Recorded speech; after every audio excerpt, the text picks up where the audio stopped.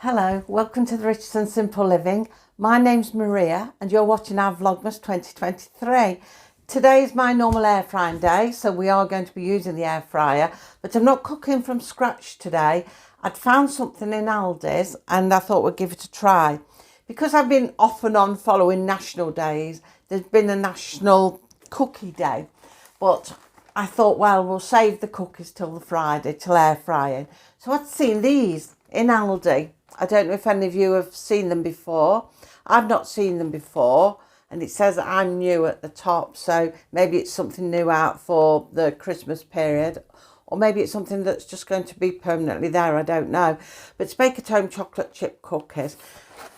Now they're frozen, been in the freezer, they come out the freezer section, and apparently you cook them straight from frozen as well. And it says that they can be done in the oven or the air fryer. Now they give the oven instructions, but it says revert to your air fryer manufacturer's instructions for them, which mine were all in foreign and there was no English and I didn't understand a word. So I just use a converter and convert things from normal cooking times and convert them to air fry times. So it's a bit hit and miss sometimes, because I do think that different makes of air fryers do make a difference on certain temperatures and things like that. You have to adjust them differently from what I've been hearing and seeing anyway. So it's a rough way out of how I do it. But I thought we'd have a go at these Bake at Home cookies. They're already done. I wasn't sure if it was just dough that I'd have to defrost and do, but no, it's already frozen and they're in little balls. So I've not opened them. Let's bring it down fractionally. If I step back a bit and bring you down, you can see it's both. So they're in like little cartons. There's 6 of them, and that's how they look. It's said that if you do want them flatter, apparently they're quite puffy. They won't be this puffy. They will flatten out as they cook. But it says if you like your cookies thin, then just to squash them down with a spatula a bit or something. But I presume that's when they've been in a while, you take them out and squash them that way, because obviously they're frozen at the moment, you couldn't do it. So I thought we'll give them a go in the air fryer and we'll see what they do, basically. I don't normally, well, it's not a thing you make from a box, it's just already ready-made. So I just thought we'd give it a go. So can you see all right from there? Might be able to actually. I've moved it across today. The side's empty for once. I thought, oh, we can put it on here today. So we'll take the thing out. I've already lined it with one of those greaseproof liners I've got, especially for them. So we'll take them out of here. It's hard to judge how much space you want though, isn't it? When it's balls and solid like that and you've not bought them before, so you're not sure how far out they're going to spread. So it's placing them in the right position where I think they might be safe to spread out without running into each other. So let's have a look. Shouldn't be too bad. If we sort of put them near the end. Maybe one slightly in the middle. I don't know anybody who's had any of these, so I could say, well, how big do they actually go to spread on them? I wonder if we could sort of do it like that. I don't think they'll spread too far, but you know, you just want to keep a nice-ish distance with them. Now it says to cook on quite a low temperature, because I've got gas and it says a gas mark 3, it's quite low. And when I look at the converter, it says 120 degrees Celsius, centigrade, whatever it is, on here. So I found though sometimes when I convert things in the low, I think to myself, oh, it could have been a bit higher really. I could have got away with doing it a bit higher. This is where I need to experiment with things a bit. And I always make notes afterwards what I think. And I take on board your comments as well, the things you say. And I make notes of them sometimes as well and think, well, when I come back to that, do one again, I'll try some that way round. So it's all good. That's why I like having your comments, because I think not only do they help me, but each other who's reading them, we're helping, aren't we? We're all helping each other. So, yeah. because not everything works for everybody. Sometimes somebody could do something brilliantly, somebody could copy it exactly the same and it not come out so good or not come out at all, and you think, oh, you don't know why, sort of thing. I don't know, it's just strange how that happens, but I think sometimes it's just a case of tweaking what suits your appliance and hoping for the best. And I do a lot of that, hoping for the best. But anyway, we'll pop these in. Oh, helps if I switch the electric on. Can you see all right? So we'll pop them in there. And it says to air fry. So I'll do the 120 like it says, because I've not done them before. I don't know anybody who's had them. So I will do it at the lower temperature. And it says for 16 minutes. So what I'm going to do, although you tend to knock the timing down with the air fryer, because I'm doing it on 120, and I've often found in the past, sometimes when it's said to go that low, it's been better off higher up. I'm going to stick to the 16 minutes.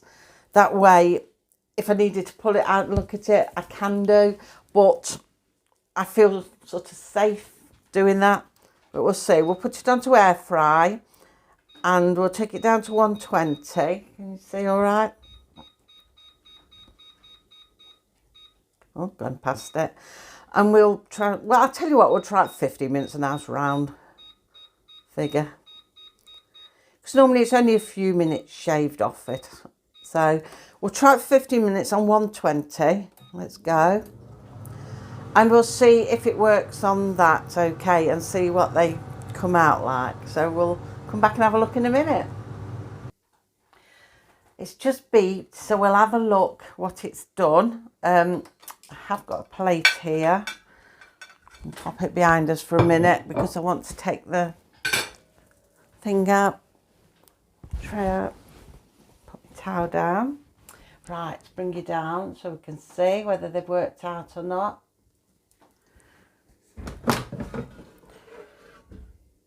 They look all right. I'm not quite sure how they're meant to look, but that's how they look. I wouldn't say they've spread out loads. Just bring them a bit closer so you can see. So I wouldn't say that they've spread out absolutely loads. They've sort of, and they're very soft. There's a lot of gooey chocolate.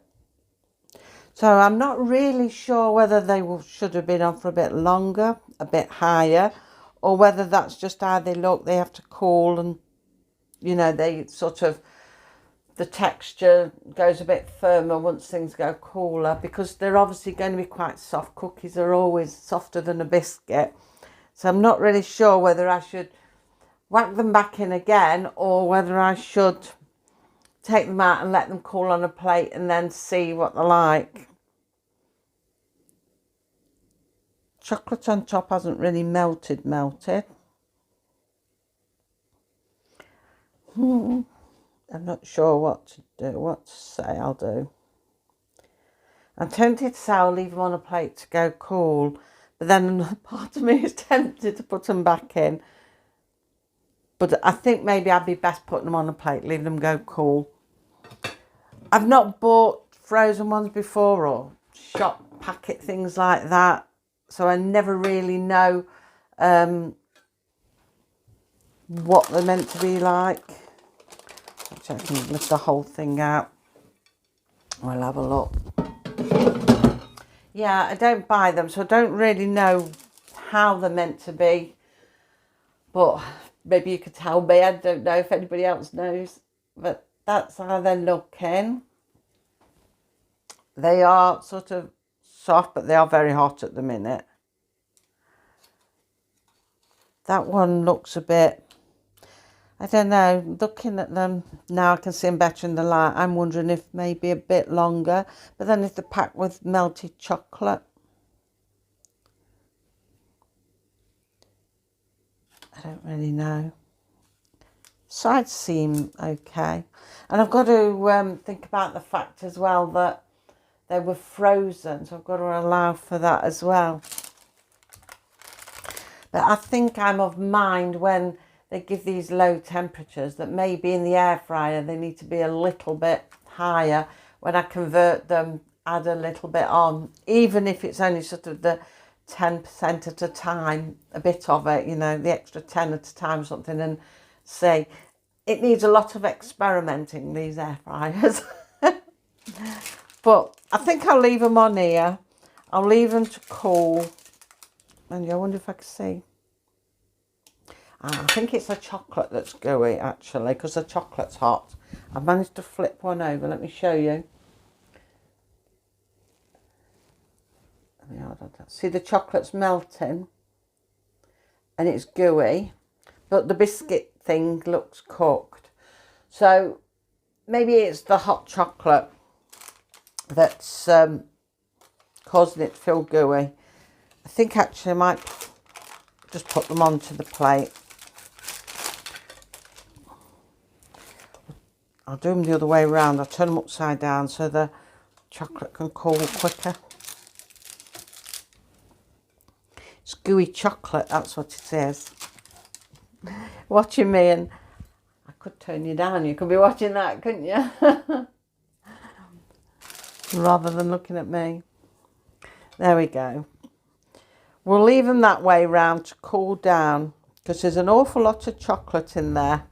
And as you can see, I'm getting full of chocolate. So we'll leave them to cool. Once they've cooled and I can see that the chocolate's getting a little bit firmer, we'll try one and see what they actually taste like and what we do think. It says that you can eat them warm. If you like them warm, eat them warm. So I imagine then it would be gooey because of the warm chocolate. But I think I'd rather leave it to cool a little bit more so it's not so gooey. I'm not so keen on warm, gooey chocolate. So I'm going to leave it cool a little bit more. And then we'll come back and we'll have a tester one and see what we think. They've cooled down now. So we're going to have a taster one. They're still nice and gooey, but it's the chocolate. It's still runny. So I'll bend you down to look at them. And we'll break one because I'll have to do it over the plate. See how gooey it all is. But it does look like it's set okay. It's just the chocolate that's gooey. So we'll have a taste and we'll see what they taste like.